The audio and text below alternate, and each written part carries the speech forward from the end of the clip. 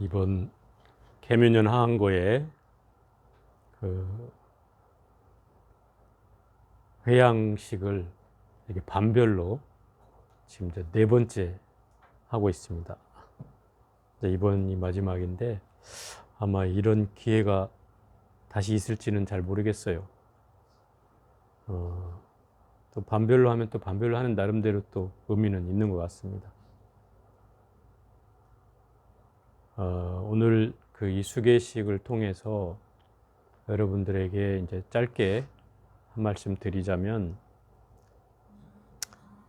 우리가 지켜야 되는 이 업이라고 하는 건 뭐 여러분들이 오계를 받았기도 했지만 그 업으로 얘기한다면 10가지 업으로 주로 대표가 되죠. 그래서 살생을 하고 또 투도를 하고 사음을 하고 또 망어, 기어, 양설, 악구, 또 탐해진의 우치까지 하면 이 10가지 업을 짓는 걸 말하죠. 물론 여러분들은 지금 이 업을 과보를 받아서 사경을 하고 있는데, 주로 이제 우리의 병력으로 보면, 예를 들어서 집안에 내려오는 그 가력이라고도 하고, 요새 의사들 말로는 뭐 유전병이라고도 하는 그런 병들이 존재합니다. 뭐 고혈압이 있는 사람은 자식들의 고혈압이 나타나고, 또 당뇨가 있는 사람은 자식 중에 또 당뇨가 있는 사람이 나타나고 하는 이제 이런 유전병이라고 하는데, 이런 것들을 이제 불교적인 표현으로 한다면 동업이라고 할 수 있죠. 동업. 아버지의 업을 자식이 이어받는 그런 동업에 대한 의미입니다. 그래서 이 업으로 얘기하자면 우리가 살생이라는 업으로 등장하는 병력이 있어요. 주로 여러분들이 받은 업 가운데 뭐 고혈압, 당뇨, 그 다음에 뭐 피에 관련된 뭐 혈액암, 무슨 뭐 그런 거 있지 않습니까? 피로 관련돼서 생겨나는 뭐 백혈병, 뭐 이런 경우는 거의 다 살생의 과보입니다. 과거생의 살생의 이력으로 지어지는 과보예요. 또 정신적인 장애도 있습니다. 예를 들어서 우울증이나 공황장애, 뭐 불면증, 이런 형태도 살생의 과보입니다. 사람들은 좀 의아해하죠. 왜 그것까지 살생이죠? 이렇게 얘기하는데,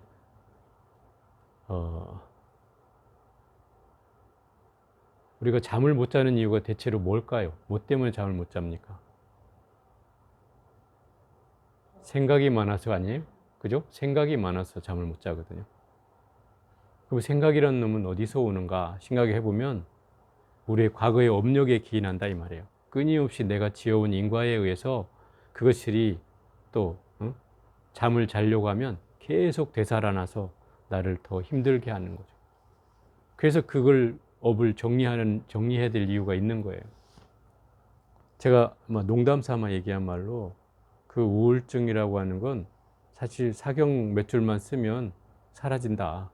이렇게 얘기하는 거예요. 제가 뭐 신통력이 있어서가 아니고 그 업이 그렇게 쉽게 정리될 수 있는 것이라는 얘기예요. 우울증 정도는. 왜냐하면 여러분의 선배님들 중에 우울증 있는 분이 있었어요. 지금은 우울증 얘기 안 하거든요. 그 이유는 뭘까 생각해 보면 그게 본인들이 가지고 있는 업에 기인하기 때문에 그 업들을 정리함에 따라서 그런 장애들이 없어진다 이 말이죠. 또 제 상자가 있어요. 2명의 상자가 있는데, 한 놈은 저한테 왔을 때 대인기피증에, 얘기하면 뭐 방송에 나가서 뭐라 할지 모르겠는데, 대인기피증에 공황장애에 그 다음에 뭐죠? 뭐 불안증, 뭐 여러 가지가 있었어 하여튼. 그래서 심지어 이 대중 속에 나오는 일도 처음에 못했어요. 제가 참여시키려고 애를 썼는데 못했어요. 그래서 제가 처음에는 걔를 개인 면담 하듯이 참선을 지도하고 공부를 가르쳤어요. 개인적으로. 한 2주에 한 번씩 와라 그래가지고, 그때는 걔가 대학교 다닐 때였기 때문에 이제 가능했었죠. 그러다 몇 개월 동안 사라져서 안 나타났어요. 그래서 이제 인연이 끝났나 보다 생각을 했는데, 한 6개월 만에 나타나서 다시 공부를 하겠다는 거예요. 그래서 뭘 했냐 그러니까 불교가 궁금해서 인터넷으로 공부를 했대요. 뭐 인연은 있었던 것 같아요. 그런데 제가 그 전에 그 얘기를 했거든요. 내 말을 듣고 내가 하는 대로만 해라. 네가 아무리 경전이 궁금해도 그 경전이라는 것은 때가 있다. 지금 당장 네가 얻을 수 있다고 생각하지만 그렇지 않다. 공부는 수행을 해가면서 하는 공부가 진짜 공부다. 이래서 제가 그 참선을 가르치면서 했는데 결국 6개월을 방황 끝에 돌아와서 한다는 얘기가 스님 말씀이 맞았습니다. 이건 거예요. 그래서 그 아이한테 사경을 시키고 뭐 공부를 하게 해가지고 심지어 나중에 이제 그 뭡니까 우리 선원에 같이 공부를 하게 해가지고 걔가 4기인가 5기인가 그래요. 그리고 결국 인도까지도 갔다 왔어요. 걔를 데리고. 그 인도 갈 때도 공항에서 이미 공황장애가 있는 사람은 공항에서 뭐 굉장히 불안해하죠. 심지어 비행기를 타는 그 순간까지 어찌할 줄을 몰라 했어요. 그래서 계속 사경을 시키고 마지막 몇 분 남겨놓고 막 저기선 지금 들어오라고 그 기내 방송하고 앞에 사람들이 막 부르는데 얘는 불안해서 못 들어가고 있는 거죠. 그래서 얘를 내 옆에 앉혀놓고 가만히 앉아라. 그리고 내 손을 잡고 막 사경을 했어요. 한 1분, 2분 막 그 뭐 굉장히 긴 시간 같았는데 그 시간 동안에 얘가 마음이 좀 가라앉더라고요. 그래서 이제 됐냐 그러니까 이제 들어갈 수 있을 것 같다고. 그래서 들어갔어요. 그래서 사경을 시키고 어쨌든 인도 순례를 무사히 마치고 왔죠. 그리고 나서 이제 출가를 한 거예요. 그러니까 그런 인과라는 건 무슨 얘기냐면 공황장애라는 것도 결국 살생의 과보이고 우울증도 살생의 과보예요. 그런 인과를 우리가 분명히 알면 그거를 업을 정리하고 소멸하는 일을 하고 나면 물론 이게 뭐 100% 사라진다고 할 수는 없지만 대부분의 업들은 좀 편안해진다 이 말이죠. 그런 거예요. 또 이 살생의 업이 많으면 공부를 사실 할 수가 없어요. 제가 예전에 아마 이런 얘기를 했을지 모르겠는데 그 집에서 오리나 닭을 키워서 100몇만 마리, 100마리가 넘는 그 닭과 오리를 잡아먹은 사람이 한번 찾아왔는데 제가 그 사람한테 아주 심하게 뭐라고 했죠. 당신은 그 업을 해결하기 전에는 공부 절대 못한다. 나한테 오지 마라 그랬어요. 그래서 내가 사경 숙제를 줬어요. 그게 꽤 오래전 얘기거든요. 지금까지 못 오고 있죠. 이게 해결이 안 되는 거예요. 그러면서 마음 공부를 하겠다는 거죠. 웃기는 일이었죠. 이런 사람은 뭐를 해도 안 됩니다. 실제로 그렇습니다. 이 사람이 와서 한 2년 뒤인가 제가 숙제를 주고 나서 2년 뒤인가 잠깐 한번 찾아왔어요. 그때 제가 물었어요. 거사님 하는 일이 잘 되는 일이 있더냐 이렇게 물었어요. 안 된다는 거죠. 그리고 대뜸 한다는 소리가 뭐냐면 농사를 이제 짓기 시작했대요. 먹고 살아야 되니까. 그래서 농사를 지었는데 옆에 잘 되는 집하고 똑같이 했대요. 그 사람이 피를 뽑으면 나도 피를 뽑고 그 사람이 거름을 주면 나도 거름을 주고 그 사람이 농약을 치면 나도 농약을 치고 이렇게 똑같이 하고서 수확을 하는데 그 집의 쌀들은 막 엄청 많이 나온다는 거죠. 근데 자기는 수확을 하는데 쭉정이만 나오는 거예요. 알맹이가 결실을 맺지 못하고 쭉정이만 나오는 거죠.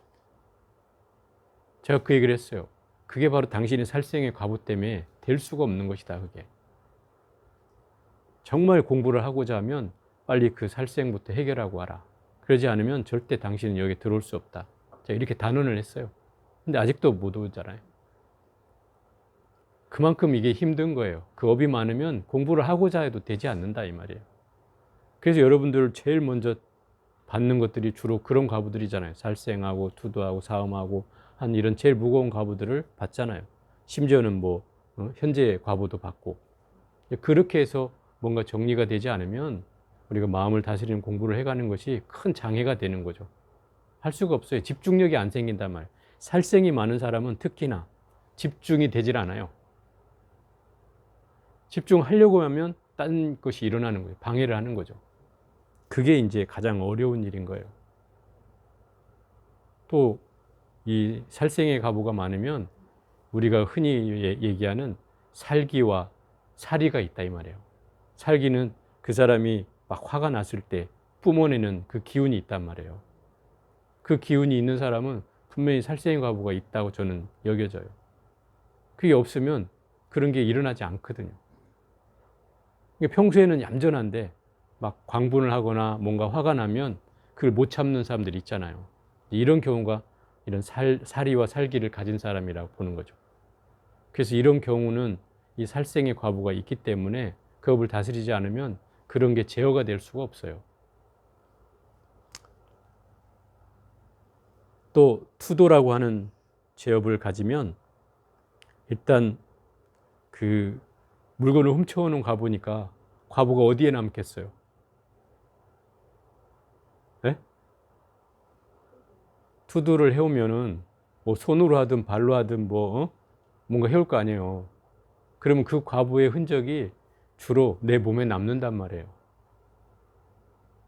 아니면 발에 남던가, 아니면 뭐 어깨에 남던가, 어깨에 지고 왔으니까 어깨에 남던가, 아니면 손으로 가져온 손에 남던가, 이렇게 흔적이 남는단 말이에요. 그래서 그런 과부로 이제 뭐 손이 아프다든지 뭐 이런 경우들이 생겨나는 거죠. 팔이 아프다든지 어깨가 아프다든지. 이제 이런 경우로 이 투도 과부는 형성이 되는 거고,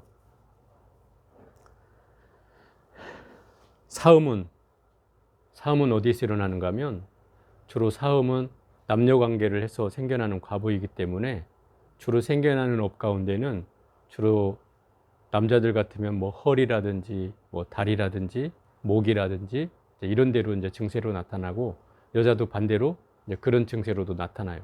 여자는 왜 허리를 안 쓰는데 허리가 나타납니까? 이렇게 얘기할 수도 있는데 여자만이었을 수는 없거든요.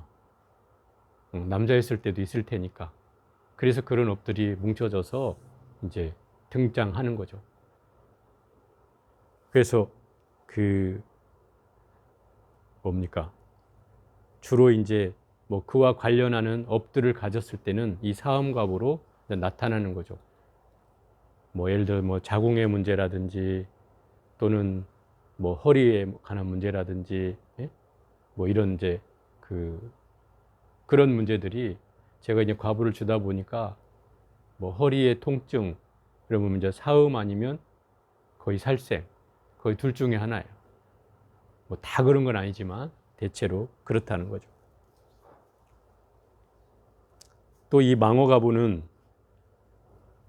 주로 이제 우리 업으로 나타나는 게 입을 통해서 짓는 업이잖아요, 주로. 그러니까 이 기관지 계통에 그 업이 남아요. 그래서 폐가 안 좋거나 기침을 자주 하거나 천식이 있거나 감기에 자주 걸리거나 이런 종류에 있는 사람들이 주로 이 망어가부가 많은 거예요, 실제로. 저도 말을 많이 하니까 지금 기침이 안 낫는 거예요. 이 과부가 남는단 말이에요. 그래서 이런 업들이 우리가 이 망어제업을 없애려면 어찌해야 돼요? 뭐 우리 아까 그 참여한 대로 진실을 말해야 하는 것이 맞지만, 그 진실을 말하기가 쉽지 않다면 그런 망어를 지을 시간에 뭐를 해야 돼요?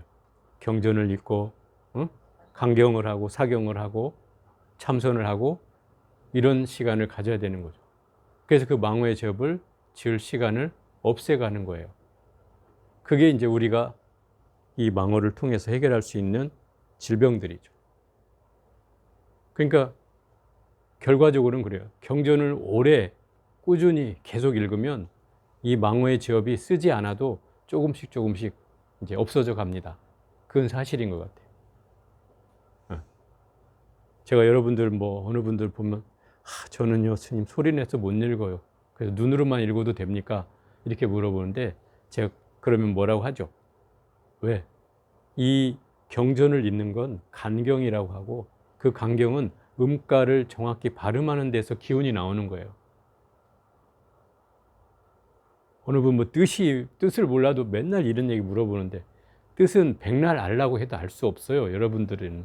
그잖아요? 괜히 그냥 지적 호기심으로 묻는 것일 뿐이지 그럼 뜻을 알고 한글로 읽으면 뜻을 알까요? 여러분 금강경 한글로 읽어봤죠? 뜻을 알 수 있어요? 모르거든요. 그런데 그걸 알고자 하는 마음은 뭐예요? 아르마리죠, 아르마리. 괜히 모르고 한다는 그것 때문에 뭐가 없을 것 같다는 좀 자기 스스로 자신감이 없는 거죠. 근데 이 경전에 나오는 그 말들은 그 음가를 정확히 발음하면서 나오는 거예요. 그 기운이 나와요.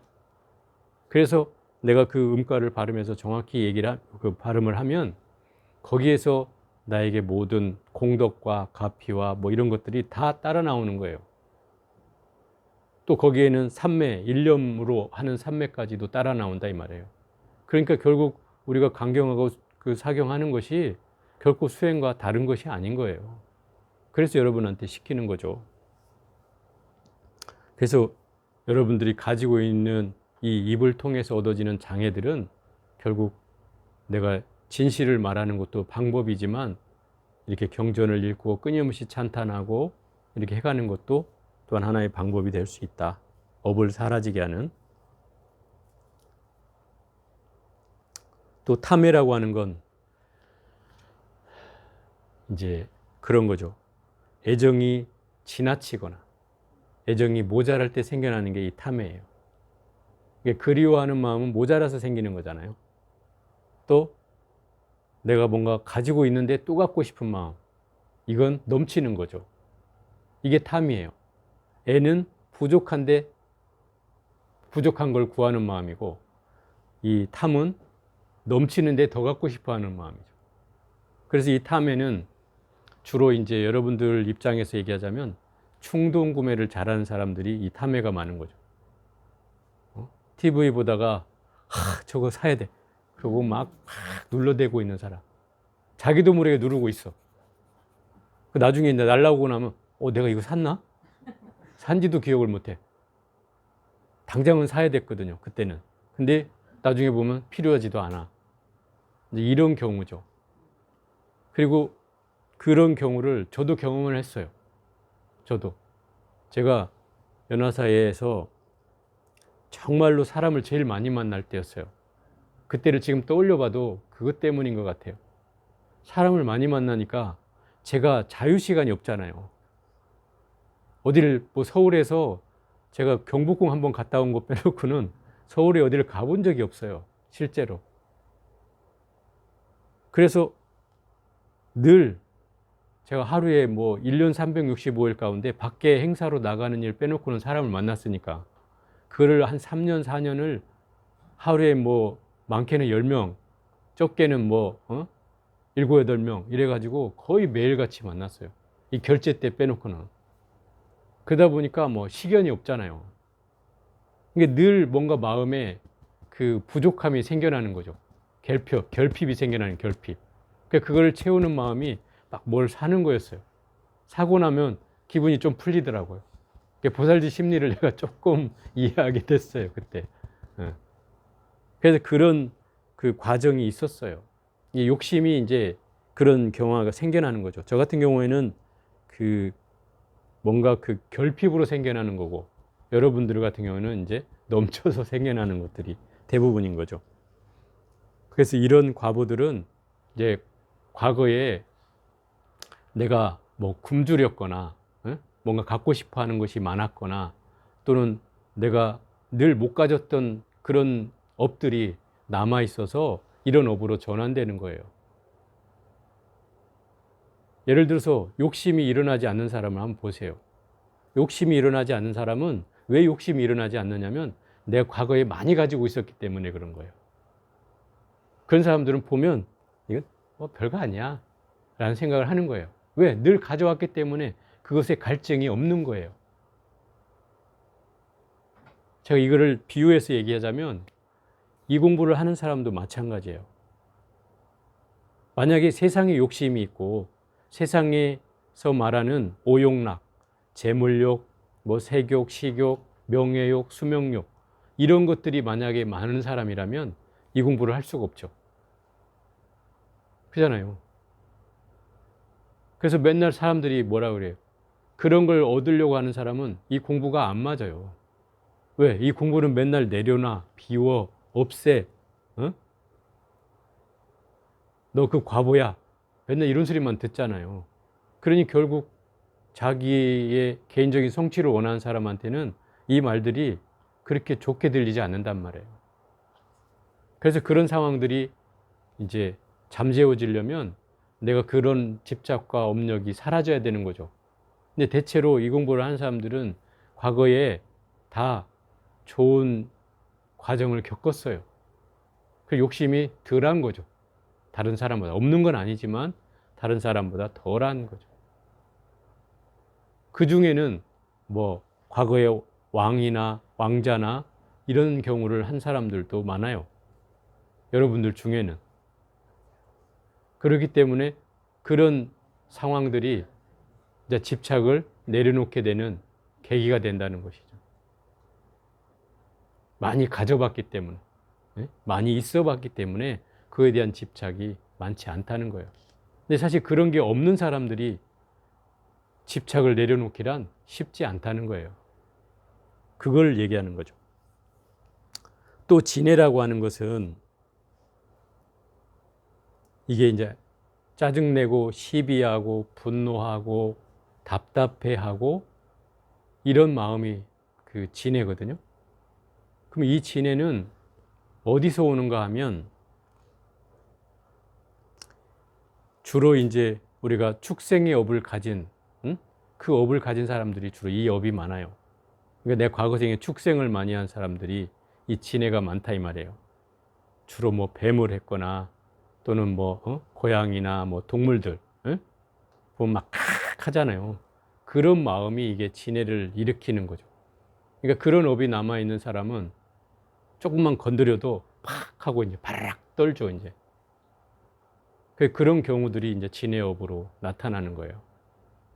근데 사실 우리가 이 업으로 얘기하자면 이 진해 업이 일상생활 속에는 제일 많아요.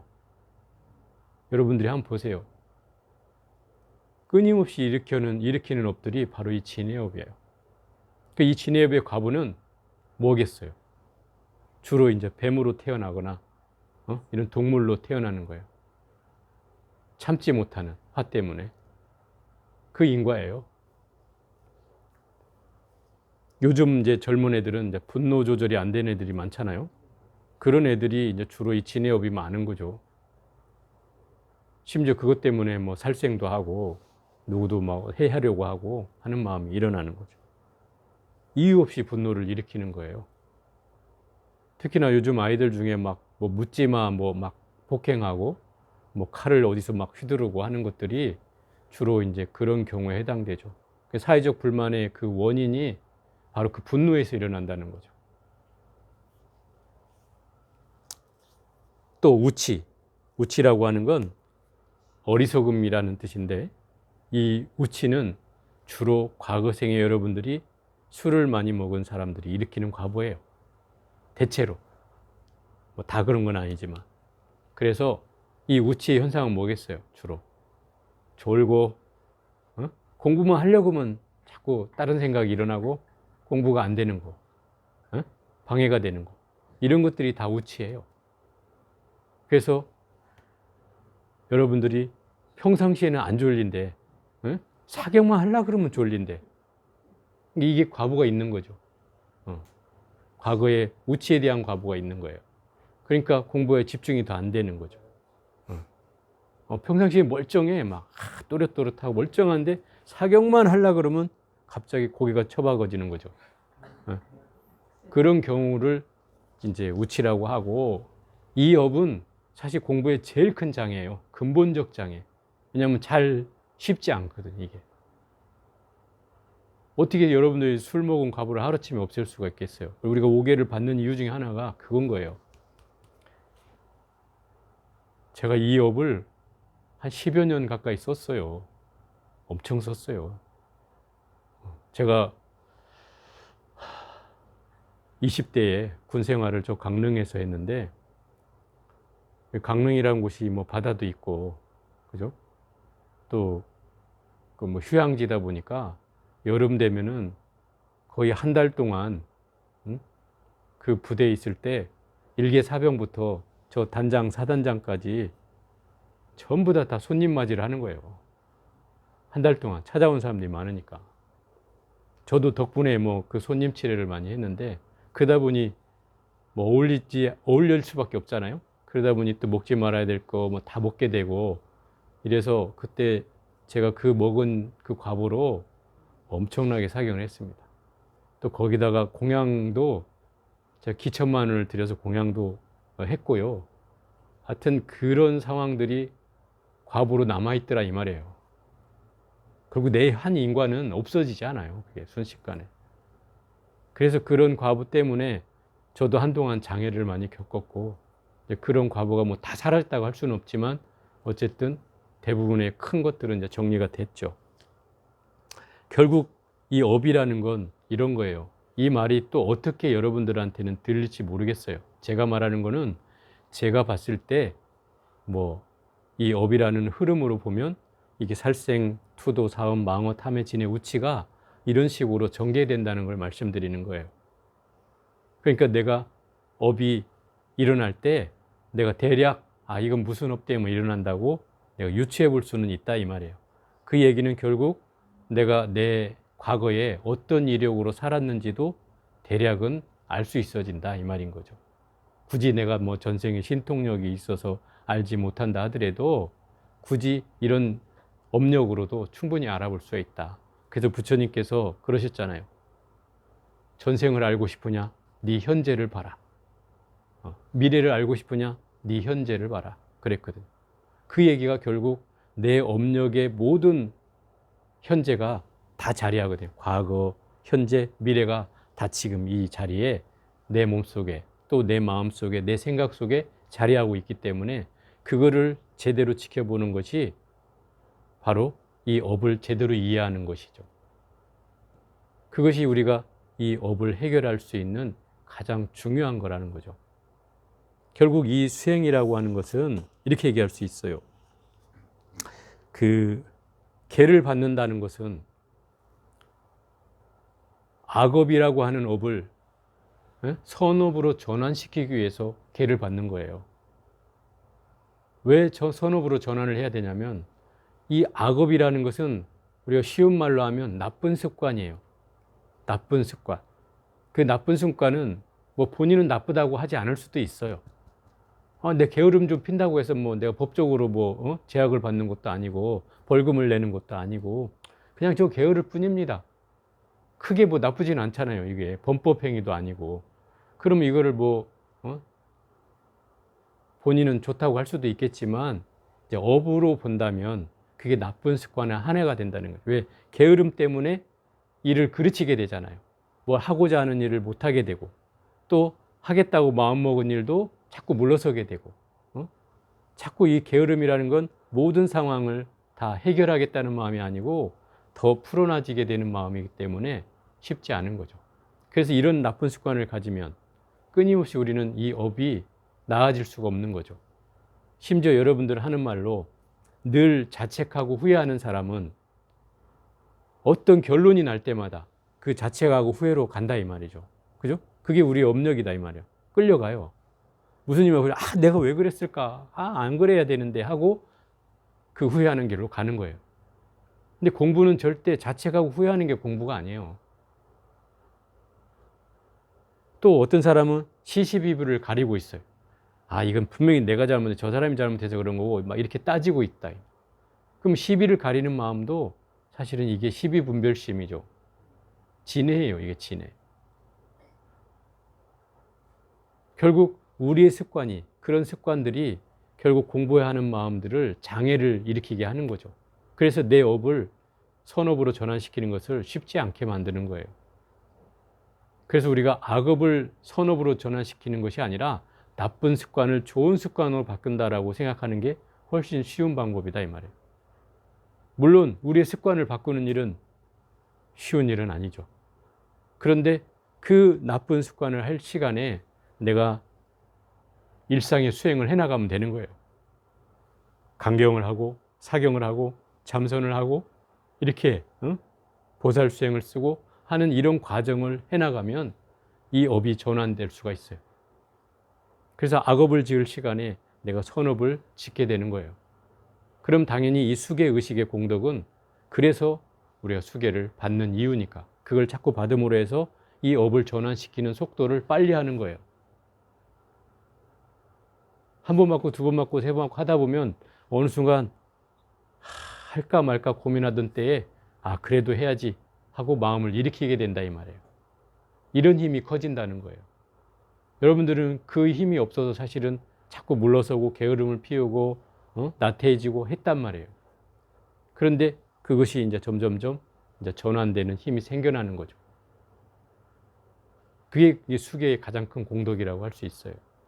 두 번째는 이 수계를 통해서 우리가 수행을 해나가는 것인데 이 수행은 가장 핵심이 자각하는 데 있어요. 스스로 알아차리는 데 있단 말이에요. 내가 무슨 업을 지었는지도 모르면 참여할 길도 없죠. 그죠? 내가 무슨 죄를 지었는지도 모르는데 내가 뭔 참여를 하겠어요. 그래서 불교에서는 이 모르는 죄가 더 크다 그랬어요. 예를 들어서 사회적인 법으로는 모르고 지으면 선처를 받아요. 우발적인 행위라 그래서 선처를 받아요. 그죠?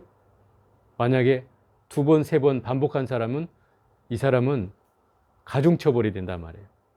한 번 범죄를 지었다가 또 저질렀으니까 가중처벌이 돼요. 근데 불교에서는 이걸 반대로 얘기한단 말이에요. 모르고 지은 죄가 더 크다고 얘기한다 이 말이에요.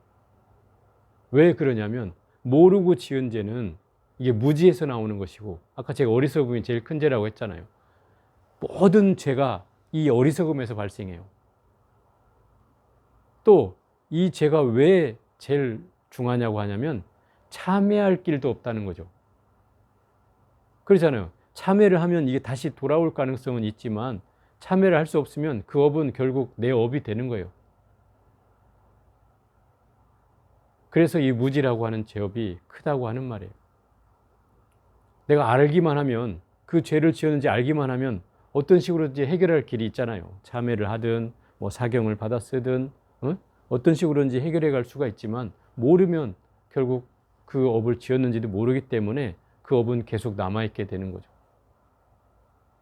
그래서 결국은 불교에서 말하는 업으로 말하면 이 무지가 가장 큰 죄다 이 말이죠. 그렇기 때문에 우리가 수행을 하는 이유는 그것을 알아차리는 거예요.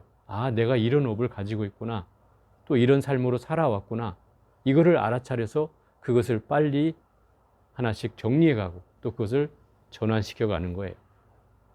그게 이제 이 수행의 가장 큰 이해라고 할 수 있는 거죠.